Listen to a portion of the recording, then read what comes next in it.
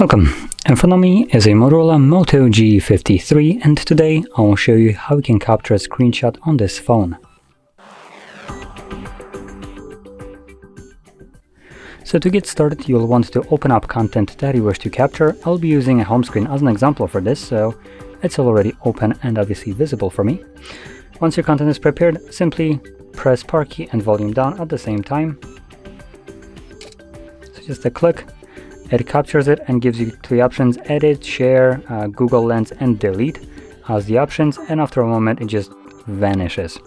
Once the screenshot vanishes, you can find it in your gallery application or photos.